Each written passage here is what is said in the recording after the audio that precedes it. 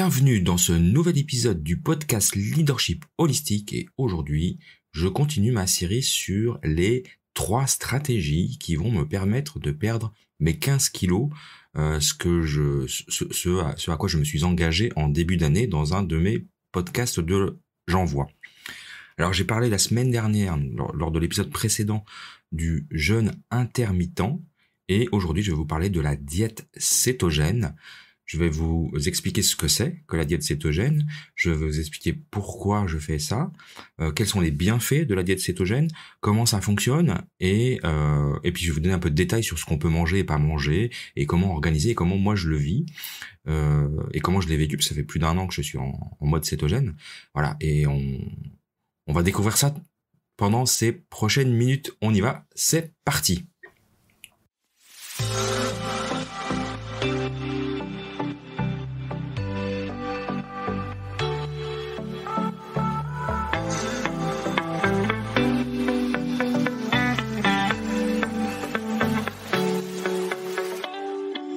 Bienvenue dans le podcast des leaders holistiques. Je suis Christophe, ingénieur, artiste holistique. Ce podcast est pour toi si tu es attiré par l'épanouissement personnel, professionnel et spirituel. Ma mission est de t'accompagner, toi le manager, l'ingénieur, le leader rationnel cartésien, à connecter, aligner ton mental rationnel avec tes émotions, ta créativité, ton intuition et ta spiritualité, en m'appuyant sur la recherche scientifique. Allez, on y va, c'est parti!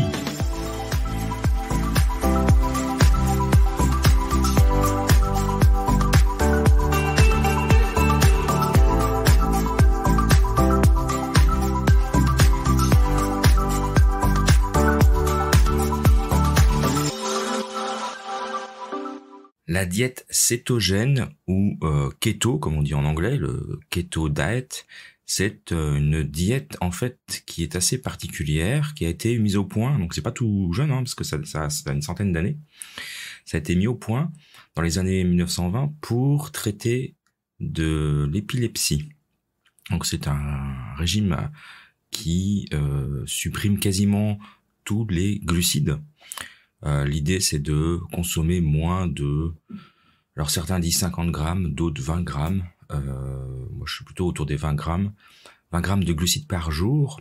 Donc les glucides, je rappelle pour les 3 macros principales pour ceux qui ne connaîtraient pas. Donc on consomme des glucides, des protéines et des lipides. Les glucides c'est tout ce qui vient du sucre et des céréales, donc les pâtes, le riz, mais aussi des légumineuses comme les lentilles ou les pois. Donc des hydrates de carbone, voilà. On appelle ça des sucres en général, sachant qu'on a des sucres lents, des sucres rapides, mais peu importe, ça c'est la même chose. Finalement, le résultat est le même. Ensuite, on a des protéines, c'est ce qui vient de la viande, c'est ce qui constitue nos muscles, et les lipides qui sont les corps gras. Donc l'idée, c'est de remplacer les glucides, donc qui est notre carburant principal depuis que nous sommes tout petits, depuis qu'on est né. En fait, on carbure aux glucides, c'est comme ça que notre société de consommation est faite, et en fait on le remplace par des lipides. Et en fait la raison elle est simple, c'est que notre corps, il peut utiliser 2 types de carburants, ou des glucides ou des lipides. Mais à partir du moment où il y a des glucides, il va utiliser les glucides en priorité, et il va stocker les lipides. Donc c'est la raison pour laquelle on prend du poids. Entre autres, mais il y a plein de... Voilà, je vais pas rentrer dans les détails, mais disons que voilà, c'est pour un résumé rapide. Donc la diète cétogène, en fait, elle supprime les sucres, les glucides, ce qui fait que notre corps n'aura pas d'autre choix que de carburer aux lipides, donc aux graisses. Mais pas n'importe quelle graisse. Voilà. Après, la problématique des graisses de notre société moderne, c'est qu'on nous fait manger plein de cochonneries. Et je reste poli. Donc, il faut pas... L'idée, c'est de consommer des bonnes graisses. Après, il y a un autre tabou qu'on lève par rapport à ça, c'est que manger du gras, ça ne génère pas, si on mange le bon gras, ça ne génère pas de maladies cardiovasculaires, ça ne génère pas de cholestérol, comme on nous le dit depuis 50 ans. Bien au contraire, c'est si on consomme de bonnes graisses, on stabilise très bien notre cholestérol, on diminue le risque de problèmes cardiovasculaires et on élimine les diabètes de type 2. Donc on a vraiment des avantages qui ont été prouvés scientifiquement hein, de la diète cétogène, qui est une diète, j'avoue, qui n'est pas facile. Donc parce que remplacer les sucres, donc les glucides par les graisses, c'est-à-dire qu'on mange plus de pain, ça veut dire qu'on mange, on mange plus de dessert, hein, plus aucune chose sucrée. On remplace par des substituts, mais le moins possible quand même. On mange plus de pain, comme je disais, on mange plus de pâtes, on mange plus de pizza, plus de céréales, plus de légumineuses. Donc on peut avoir l'impression qu'en fait on donne plus de carburant à notre corps pour fonctionner, ce qui est faux hein, parce que notre corps s'habitue très facilement. Il lui faut quand même une petite semaine en général. Hein, pour s'acclimater à la diète cétogène, c'est-à-dire le corps va prendre un petit peu de temps, et surtout si on est âgé, et plus on est âgé, plus c'est long. C'est sûr que si on commence une diète cétogène à 20 ans, ça sera beaucoup plus rapide que si on la commence à 50, comme moi je l'ai fait. Mais donc le corps va prendre un petit peu de temps à s'adapter, et ça peut même donner quelques inconforts, ce qu'on appelle la fameuse grippe cétogène. C'est une sorte de rhume, hein, ça n'a rien à voir avec une grippe, mais on est quand même mal foutu pendant une petite semaine. En tout cas, moi, c'est ce qui m'est arrivé. Alors, pour certains, c'est un peu moins long, mais moi, il m'a fallu une bonne semaine pour, en fait, le corps, il est addict. Il est drogué au sucre. Il est drogué aux glucides. Toute notre vie, on a consommé des sucres et on mange une diète en général qui a 70% basée sur les calories viennent des sucres. Encore une fois, hein, quand j'utilise le mot sucre, c'est les glucides en général, hein, les pâtes, le riz, le pain, et les sucreries bien sûr, ou les choses sucrées, qu'elles soient cachées ou pas d'ailleurs. Donc le corps lui faut quand même une semaine pour s'y habituer et il va créer une sorte de petit inconfort qui peut durer une semaine où on va se sentir pas bien. Courbatures, maux de tête, rhume, voilà, ça ressemble à une petite grippe. Mais il faut passer outre ça, donc il faut être capable de. Mais ça peut vraiment mettre mal. Moi, je sais que la première fois que j'ai testé, au bout de 2 jours, j'ai craqué. Hein. J'ai dit c'est pas pour moi, je n'y arriverai pas. Et je l'ai refait une deuxième fois en me documentant et en comprenant que justement ça faisait partie du processus et que pour combattre ça, il fallait prendre des sels minéraux et en particulier du sodium. Donc c'est parce que notre corps a besoin de sels minéraux à ce moment-là pour au moins diminuer les effets de la fameuse grippe cétogène. Et puis il faut passer ce cap et puis après on se sent super bien. Et alors, et donc, vous allez me dire, mais pourquoi je fais ça? Puisque moi, je souffre pas d'épilepsie. Non, en fait, on s'est rendu compte qu'une diète cétogène, ça permet de perdre du poids aussi. Et ça permet, alors, les bienfaits, évidemment, sont la perte de poids, parce que le corps va consommer on va consommer nos propres graisses, puisque c'est le carburant principal qui va être utilisé, puisqu'on n'a plus de glucides, même quand on fait du sport. Donc, on va consommer nos propres graisses, donc on va perdre du poids, on va perdre du gras. On va aussi avoir un meilleur focus intellectuel, puisque le cerveau va directement utiliser les cétones. Et plein d'autres bienfaits. Donc, comme je disais, hein, si vous souffrez de diabète ou des problèmes cardiovasculaires type hypertension, moi c'était mon cas. Ou cholestérol, tout ça va disparaître en fait. Alors ça prend du temps, hein, faut être patient. Même la perte de poids peut passer par une prise de poids temporaire, puisqu'il faut pas oublier qu'on va prendre beaucoup de gras et que le corps n'étant pas habitué, il va quand même avoir cette tendance à stocker et puis on va avoir tendance quand même à manger un petit peu plus, sachant que 1 gramme de graisse équivaut à 3 grammes en termes de calories à 3 grammes de glucides. Donc, si on mange, si on a faim, on a besoin d'être, remplir d'avoir ce sentiment de satiété. On peut au début manger un peu plus que prévu. Et donc, du coup, prendre du poids.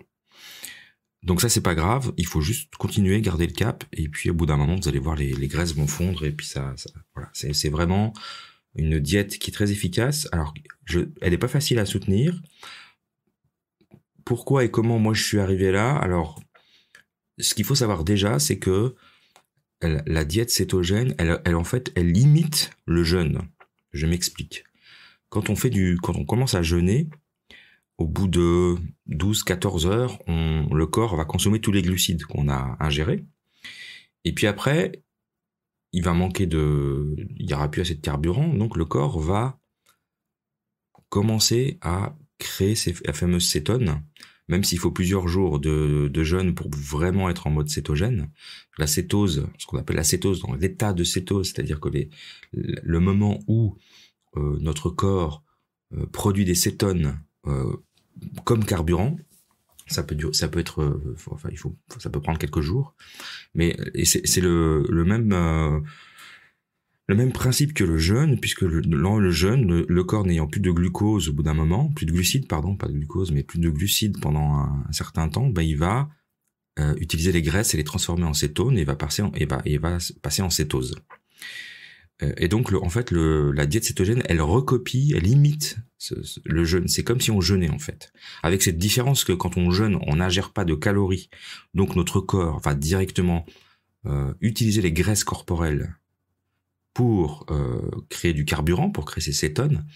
Alors que quand on est en diète cétogène, on va ingérer des graisses et donc les graisses vont être utilisées. Du coup, on va moins puiser dans les réserves. Ce qui fait que c'est intéressant de combiner les deux. Et c'est pour ça que je combine les deux, moi. C'est la stratégie que j'ai adoptée, qui est une stratégie qui est recommandée par pas mal de spécialistes maintenant, et de scientifiques et de médecins, alors plutôt américains, pour être très honnête. En Europe, on n'est pas encore tout à fait à ce niveau-là. Mais l'idée de combiner les deux, c'est-à-dire qu'on mange en diète cétogène et on fait du jeûne intermittent. Ça, je rappelle, j'en ai parlé lors de mon épisode précédent, donc je vous recommande d'écouter cet épisode si vous ne l'avez pas encore fait. Je mettrai le lien en description. Donc combiné à un jeûne intermittent, par exemple, on est toujours on facilite la cétose. Et ce qui est intéressant aussi, c'est que quand on est en cétose, donc on génère des cétones comme carburant, on a moins faim. Donc c'est plus facile en fait de faire le jeûne. Voilà, donc c'est une combinaison gagnante puisque elle se complète. Alors j'avoue qu'au début, moi, quand j'ai découvert ça, je dis mais jamais j'arriverai à faire ça, puis je vois pas l'intérêt, c'est trop. Mais en fait, c'est vraiment, j'ai fait une pause sur mon jeûne intermittent pendant un certain temps et je me suis mis à la diète cétogène parce que je pense que c'était très difficile de faire les deux en même temps dès le départ. Et quand mon corps s'est habitué et que j'ai vu des effets, je me suis dit maintenant que je suis à l'aise avec la cétose, je vais pouvoir commencer à refaire du jeûne intermittent, et je me suis rendu compte que c'était vraiment devenu très facile parce que j'avais pas faim. Alors oui, mon corps, il y a des grenouilles le matin, il crie un peu famine de temps en temps, mais globalement, j'ai pas très faim. Je bois 2 grands verres d'eau le matin, je fais ma petite séance de sport et ça va très bien. Je j'ai pas de difficultés. Et puis s'il m'arrive un jour d'avoir faim, je mange. Hein, c'est pas non plus très grave. On n'est pas obligé de faire le jeûne intermittent tous les jours. Ce qui est intéressant, c'est de le faire au moins 5 jours sur 7. Donc je reviens à la diète cétogène. Donc la diète cétogène, l'idée, donc c'est ce que je disais, c'est de consommer, on va dire alors avant on disait 80, maintenant c'est plutôt entre 60 et 70% de graisse. Et le reste étant des protéines et un tout petit peu de glucides, mais vraiment l'idée c'est de garder en dessous de 20 grammes.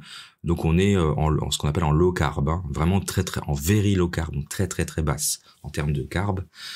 Donc on supprime, ce que je disais, c'est qu'on supprime donc toutes les céréales, toutes les farines, donc pas de maïs, pas de blé, pas de riz, pas de pain, et évidemment pas de pâtisserie, pas de dessert, mais ça je vous l'aviez imaginé déjà. Et alors pour moi, ce qui est un petit peu plus dur, c'est le pain, parce que j'avoue que je suis un gros mangeur de pain. Alors il existe des pains cétogènes, mais franchement c'est pas bon. Hein. Donc, quelles que soient les recettes qu'on fasse, c'est pas bon. Donc et l'important c'est de consommer des bonnes graisses. Donc des bonnes graisses, on les trouve souvent associées à des protéines, c'est-à-dire la viande, les œufs, le poisson gras. Encore faut-il choisir des viandes issues plutôt de vaches qui ont été élevées dans de bonnes conditions, donc si possible bio. En tout cas, si c'est pas bio, c'est d'aller chez le boucher et de s'assurer que vous consommez de la bonne viande, de la viande maigre et grasse. Le gras animal est très bon. Une graisse très très très bonne, C'est la graisse de canard, donc du canard, enfin, alors toutes les volailles, hein, ça va très bien. Donc c'est typiquement un régime où il faut manger le pot du poulet, la peau bien grillée, la graisse de canard. Alors le cochon, évidemment, aussi, si possible bio, parce que voilà, les élevages de cochons, c'est pas toujours top. Les volailles, donc ça c'est toutes les viandes, des œufs de poules qui courent, qui sont élevés en plein air, si c'est pas bio, mais au moins élevés en plein air. Alors ça, des œufs, c'est vraiment l'aliment complet, ultime, très sain, qui a été décrié pendant longtemps pour des histoires de cholestérol, ce qui est une ânerie sans fin. Et puis les poissons gras, bon, ça c'est connu, hein, les maquereaux, les sardines, le saumon sauvage si possible, le thon, voilà, toutes ces les fruits de mer aussi, ça va très bien. Donc là on va faire un petit détail sur les graisses. Il y a je vais pas trop rentrer dans les détails, mais il y a 4 types de graisses. Il y a les graisses saturées, les graisses monosaturées, les graisses polysaturées et les graisses trans. Et pendant longtemps, on a décrié les graisses saturées en disant que c'était la cause du cholestérol, ce qui est voilà maintenant scientifiquement prouvé que c'est faux. Donc en régime keto et pour la santé en général, on recommande les acides gras saturés, les graisses saturées, et l'acide gras monoinsaturé. Et surtout, on évite les acides gras polyinsaturés et les trans. Donc les acides gras saturés, c'est le beurre, c'est la viande rouge, j'en ai parlé, c'est l'huile de coco, ça c'est un des must pour le régime keto. C'est ce qui est contenu dans la graisse de cochon, la graisse de canard, la crème fraîche, les produits laitiers gras en général. L'huile de palme, mais bon, voilà, on va pas l'utiliser pour d'autres raisons. Et puis le beurre de cacao. Et puis les acides gras monoinsaturés qu'on va aussi consommer dans le régime cétogène, c'est l'huile d'olive, qui est la deuxième, voilà. Avec l'huile de coco, c'est l'huile par excellence. L'avocat et l'huile d'avocat. La graisse d'oie, la graisse de canard, j'en ai parlé. Et l'huile de macadamia, qui est un peu plus difficile à trouver parce que c'est quand même assez cher. Et puis surtout, on évite alors les huiles de noix aussi, hein, ça marche. Hein, quand je dis macadamia, enfin huile de noix en fait, noix, noisettes, etc. Et puis celle qu'on doit vraiment éviter, c'est toutes les huiles végétales en fait qu'on nous a vendues pendant des années. Les huiles végétales, voilà, tournesol, etc. C'est une catastrophe en fait parce qu'elles sont riches en oméga 6, alors que ce qui est important pour le corps et pour le cerveau, c'est des oméga 3. Donc voilà, donc on a quand même du choix au niveau des graisses. Voilà, les études scientifiques ont vraiment démontré qu'un régime riche en graisses saturées et monoinsaturées, ça augmentait le bon cholestérol, ça diminuait la pression artérielle, ça diminuait les risques de maladies cardiaques, ça réduisait la graisse du ventre du coup, et ça faisait baisser la résistance à l'insuline. Donc on a vraiment que des bienfaits. Sachant qu'il y a des huiles qui sont mieux pour la cuisson, d'autres pas. Enfin, voilà, par exemple, l'huile d'olive, il faut mieux pas la cuire parce que ça fait perdre ses propriétés, mais on fait attention, on peut utiliser le beurre, l'huile d'avocat, l'huile de coco. L'huile de coco, c'est vraiment très bien pour ça. Sachant il existe de l'huile de coco, je sais plus quel est le bon mot, mais en tout cas désodorisée. Enfin, ça a pas ni l'odeur ni le goût de la coco. Sachant que l'huile de coco, elle contient cette fameuse huile MCT, qui est une huile très très bonne pour la santé. Donc voilà, en termes de gras, et puis après du coup, il reste toute la partie légumes.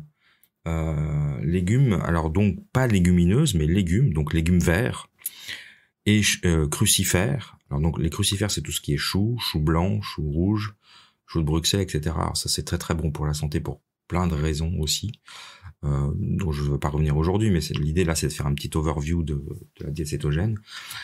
Alors après les légumes verts, donc salade, tous ces légumes pleins, riches en chlorophylle, finalement épinards et compagnie. La pomme de terre est considérée comme un féculent en raison de sa richesse en amidon. Donc que ce soit la pomme de terre ou la pomme de terre douce, ça ne change rien. C'est très riche en amidon, donc c'est très très riche en glucides en fait.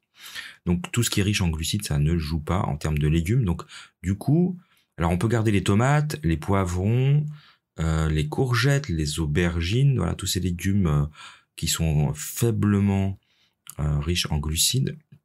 Par contre, la betterave et la carotte, par exemple, sont pas recommandées parce qu'elles sont très riches en glucides. Alors pour ça, moi j'ai une petite astuce, c'est qu'on trouve plutôt dans les supermarchés bio, des carottes, des betteraves et puis du chou aussi, qui sont préparés comme de la choucroute en fait, hein, qui sont fermentés. On appelle ça lacto-fermenté. Donc les légumes, donc tout ce qui est lacto-fermenté contient quasiment aucun glucide puisque la fermentation consomme les glucides. Donc ça c'est une très bonne manière et en plus très saine parce que la lacto-fermentation, elle apporte énormément de nutriments comme la choucroute hein, typiquement. Les légumes lacto-fermentés, donc on trouve en effet des carottes, des betteraves et du chou principalement lacto-fermentés. Alors ça on peut consommer. Après les légumes on peut les manger chauds, froids, dans toutes les voilà. Et enfin il reste une dernière catégorie, c'est tout ce qui est les produits laitiers. Alors on évite le lait parce que le lait est riche en glucides. Par contre le fromage, ça va très bien pour ceux qui supportent. Hein. Et le fromage, particulièrement les fromages de chèvre et de brebis et les fromages de vache mais vieillis, vieux, comme les vieux Emmental, les vieux gruyères suisses, hein, ou voilà les vieux fromages de Savoie là ou autres. Ça c'est vraiment aussi excellent. Donc à consommer le cheddar et ces choses-là, donc qui est aussi très riche en protéines. Donc voilà, pour résumer en gros, on peut manger tout ce qui est viande, quel que soit le type de viande, et le plus c'est gras, mieux c'est. On peut manger tous les poissons, qu'ils soient gras ou pas d'ailleurs, mais les gras sont recommandés. On peut manger les œufs. Donc toutes les sources de protéines qui existent, on peut les manger, enfin les sources animales de protéines, donc le fromage. Les légumes, c'est plutôt les légumes, on va dire les légumes qui poussent au-dessus de la terre, hein, les légumes verts, entre autres, en ajoutant les tomates et les poivrons, etc. Et puis les bonnes graisses qui sont soit issues de la coco, soit de l'olive, soit des noix, soit des noisettes, mais aussi les noisettes, amandes et noix sont aussi des bons aliments qui sont riches en oméga 3 qu'on peut consommer. Alors attention avec ça parce que c'est très calorique et ça contient quand même un petit peu de, je crois que c'est 5 grammes pour 100 grammes de 5 grammes de glucides pour 100 grammes de produits, donc faut quand même faire attention parce qu'on a vite fait de manger une poignée d'amandes et puis on va vite gonfler. Alors moi c'est un peu mon péché mignon parce que c'est mes sucreries pour moi, les amandes par exemple, les amandes, les cacahuètes, toutes les choses comme ça. J'adore ça. Mais donc on ne peut pas trop en consommer non plus. Donc voilà, globalement pour ce qui est le régime cétogène. Alors voilà, j'ai décrit un peu les bienfaits, ce qu'on pouvait manger et pas manger. Il n'y a pas de... Alors je me rends compte en effet que si on fait le régime, la diète cétogène pour maigrir, il faut quand même faire attention à l'apport calorique parce qu'à la fin, si on apporte 3000 calories, même si c'est du bon gras et puis qu'on en consomme que 2000 dans la journée, on va prendre du poids. Ça, c'est un premier point. Un deuxième point, c'est qu'il est intéressant de faire des petits breaks. Alors, pas très longs, parce que dès qu'on reconsomme des glucides, le corps, il va tout de suite se jeter dessus comme un drogué. Il se rappelle que les glucides, c'est bon pour lui, pour consommer de manière... Ça, c'est pire que de la cocaïne. Donc, si on reprend des glucides, voilà, au bout de quelques jours, le corps s'y réhabitue. Donc, il y a des chances que pour revenir en mode cétogène, les 2-3 jours soit un peu inconfortable. Mais alors moi pour l'avoir testé pendant les vacances, je partais 2 semaines en vacances, c'était impossible de suivre la diète cétogène, c'était trop compliqué, j'avais pas envie d'embêter la famille, et puis j'avais envie de faire un break. J'ai fait 2 jours, j'ai pas pris de poids pendant ces 2 semaines, alors que j'ai mangé. J'étais en Bretagne, j'ai mangé des pâtisseries, j'ai consommé de l'alcool. C'est le sujet de l'alcool aussi, j'oublie qu'il faut que je vous en parle. Et donc ça s'est très bien passé, j'ai pas pris de poids, mais par contre reprendre la diète cétogène après, ça a été difficile parce que mon corps réclamait du sucre à nouveau. Donc là, il y a la possibilité de faire un break, un soir par exemple, un repas. Sur un repas, c'est pas très grave. 12 heures après ou 14 heures après, le corps aura éliminé les glucides et puis il sera pas en état de manque à nouveau. Par contre, si on fait un break d'1 semaine ou plus, il faut savoir qu'il faudra repasser par par une petite grippe cétogène, mais pas très longue du coup, parce que plus on avance et plus on le fait, et plus le corps s'y habitue, et plus on switch vite en fait. L'idée c'est que le corps apprenne à gérer aussi bien les glucides que les corps gras. Moi je prône pas la diète cétogène à vie. Je le fais, alors je le fais pour d'autres raisons, parce que c'est bon pour mon cerveau et mes migraines, parce que je suis migraineux. Et c'était pour ça, hein, c'est parce que j'ai vu que c'était un régime qui était fait pour les épileptiques. Je me suis dit que ça, pour le cerveau, ça devait avoir un impact positif, et peut-être c'était bon pour mes migraines. Et je trouve que ça fait à peu près une année maintenant que je suis dans cette diète cétogène de manière intermittente. Il y a des fois où je fais des breaks de 2 semaines, ça m'arrive. Mais mes migraines ont été grandement améliorées, ça c'est un fait. Donc ça marche bien pour ça, et en plus ça aide à perdre du poids. Mais voilà, donc il faut pas en être prisonnier, moi je trouve, parce je vois sur internet des ayatollahs de la diète cétogène, je comprends pas trop. Je pense qu'il faut vraiment pas en être prisonnier. Je suis pas non plus pour remplacer. C'est comme les végétariens qui veulent manger de la fausse viande et des fausses saucisses. En régime cétogène, est-ce qu'il faut faire du faux pain? Finalement, moi j'ai testé plusieurs recettes de pain, et puis c'est jamais avec de la farine d'amande, des choses comme ça, et des œufs. Finalement, c'est pas bon, donc autant manger du pain une fois, je sais pas, tous les mois, un soir, se faire se faire un bon cheat meal, comme on dit, un repas de triche en bon français. On se fait plaisir, et puis voilà. Et puis il y a pas d'état d'âme, on assume quoi. C'est moins grave, je pense. Donc par contre de faire des substituts, c'est un peu compliqué. Alors on peut faire des desserts, hein. Il y a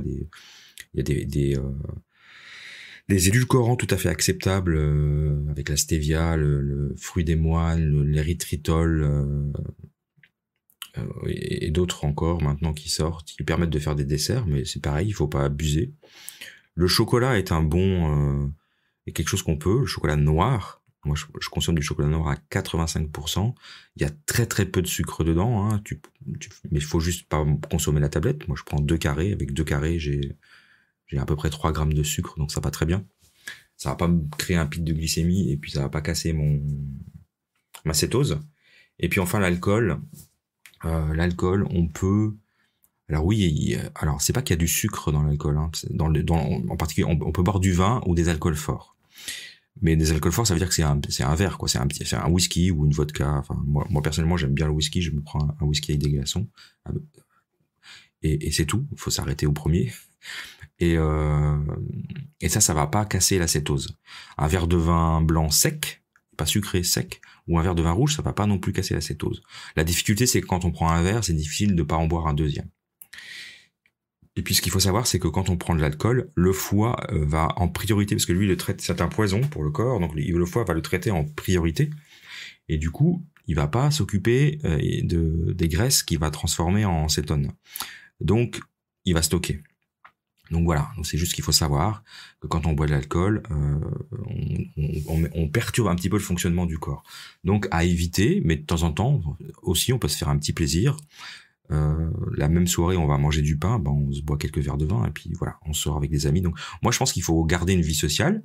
Faut pas hésiter à faire un cheat meal de temps en temps, mais il faut pas que ce soit tous les 2 jours. Une fois par semaine ou tous les 15 jours, ça va très bien.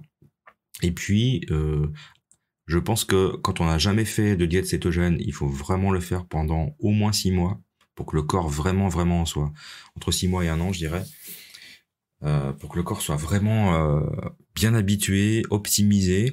Et puis après, moi je pense, et c'est ce que j'ai vu sur internet, on peut se faire 1 semaine ou 2 alors on fait attention, on mange pas n'importe quoi, faut pas se bourrer d'hamburgers et de pizza pendant 2 semaines, mais on peut tout à fait vivre, partir en vacances, se faire 2 semaines et de manger normalement, même quelques excès, c'est pas gênant. On va pas reprendre du poids, on va juste faire plaisir à notre esprit, à notre corps, mais aussi on va faire plaisir à notre cerveau, psychologiquement parlant, j'entends. Et puis par contre, il faut revenir. C'est là où c'est un petit peu difficile. Voilà. Mais plus on le fait, cet aller-retour, et puis on s'y habitue, et puis c'est facile. Voilà, c'est comme tout. Donc voilà ce que je voulais vous dire aujourd'hui sur la diète cétogène. Et je vous assure qu'on n'a pas besoin de glucides pour fonctionner, même pour faire du sport. Moi, je fais mes routines sportives le matin, donc à jeun, en mode cétogène, et j'ai pas de problématique par rapport à ça. Maintenant, si on fait du sport très intensif, on peut prendre un petit peu de glucides avant sa séance ou juste après. Non, juste après, parce que le corps va vite la consommer en fait, et ça va pas trop faire sortir de la cétose. Mais ça, c'est pour les sportifs intenses. Moi, je suis pas un grand sportif, donc j'ai pas besoin de ça. Donc voilà, j'en ai fini pour cet épisode consacré à la diète cétogène. Ça fait partie des choses que j'enseigne dans l'académie du leadership holistique, et en particulier dans la formation des 9 piliers, puisqu'il y a un pilier qui s'appelle leadership sain. Et dans le leadership sain, on parle d'alimentation cétogène. Entre autres, je parle aussi de chrononutrition, je parle aussi de la diète carnivore, qui est une autre diète un peu à la mode en ce moment, quoique un peu contestable d'un point de vue écologique, mais voilà, c'est la façon dont ça dépend de la façon dont on la regarde. Et puis je parle aussi évidemment de jeûne alternatif, de jeûne intermittent, pardon, et puis de plein d'autres choses et d'activités sportives. Là aujourd'hui, l'idée c'était de continuer dans ma série de quelles sont les stratégies que je mets en place pour perdre mes 15 kilos cette année. J'ai parlé du jeûne intermittent et de la diète cétogène aujourd'hui, et la prochaine fois je parlerai de ma routine sportive et de comment je me bats avec moi-même, parce que ça c'est vraiment ma grosse difficulté pour mettre en place une routine sportive qui va me permettre d'améliorer ma santé finalement, parce que c'est pas en faisant du sport qu'on maigrit forcément, mais ça voilà, on discutera ça la prochaine fois. Donc je vous remercie d'avoir passé ces quelques moments avec moi aujourd'hui. Je vous invite à me rejoindre dans la formation des 9 piliers du leadership holistique si ça vous intéresse d'en savoir plus sur le jeûne intermittent entre autres, mais pas que. Et je vous retrouve dans un prochain épisode. À très bientôt, au revoir.